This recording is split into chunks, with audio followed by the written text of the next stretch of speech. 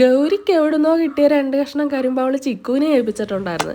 ഞാൻ രാവിലെ ചെന്നപ്പോഴേ ചിക്കു പറഞ്ഞായിരുന്നു നമുക്കിത് ചെത്തി തിന്നാന്ന്. പക്ഷെ പിന്നീട് ആ കാര്യം അങ്ങ് വിട്ടുപോയെങ്കിലും സന്ധ്യ ആയപ്പോഴാ ഓർത്ത് അയ്യോ കരിമ്പ് തിന്നില്ലല്ലോ എന്ന്. ചിക്കു തന്നെ കരിമ്പെല്ലാം വെട്ടി കഷ്ണങ്ങളാക്കിയിട്ടുണ്ട്. കഷ്ണങ്ങളാക്കിയെങ്കിലും ഇപ്പോഴും ഡിസിഷൻ പെൻഡിങ്ങാ, തിന്നണോ അതോ വേറെന്തെങ്കിലും ചെയ്യണോന്ന്. കരിമ്പ് വേറെന്തെങ്കിലും ചെയ്യാമെന്ന് എനിക്കറിയത്തില്ല, നിങ്ങൾക്ക് ആർക്കെങ്കിലും അറിയാമെങ്കിൽ പറയണേ. പിന്നെ വിചാരിച്ച് കഴിക്കണ്ട, നമുക്കിത് ജ്യൂസ് അടിക്കാം, ഇതുവരെ വീട്ടിൽ ജ്യൂസ് അടിച്ചിട്ടില്ലല്ലോ എന്ന്. അങ്ങനെ എന്തുവായാലും നുറുക്കിയെടുത്ത കരിമ്പിൻ കഷ്ണത്തിൽ നിന്ന് കുറച്ചെടുത്ത് മിക്സിയുടെ ജാറിലോട്ടിട്ട് അതിൽ ഒരു കഷ്ണം ഇഞ്ചിയും പിന്നെ ഇച്ചിരി നാരങ്ങാനീരും പിന്നെ കരിമ്പിന് മധുരം ഉണ്ടെങ്കിലും പഞ്ചസാര നമ്മൾ ഇടണമല്ലോ, പിന്നെ ഇച്ചിരി തണുത്ത വെള്ളവും ഇട്ട് പതുക്കെ ഒന്ന് അടിച്ചെടുത്തു. അങ്ങനെ അടിച്ചപ്പോഴാണ് മനസ്സിലായത് കരിമ്പ് ജ്യൂസ് വീട്ടിലുണ്ടാക്കുന്ന അത്ര എളുപ്പമുള്ള കാര്യമൊന്നും അല്ല, മിക്സിയുടെ ബ്ലേഡ് ചീത്തയാവാഞ്ഞ കാര്യം. അങ്ങനെ കാണോ ആണേ അമ്മ കൊന്നേനെ.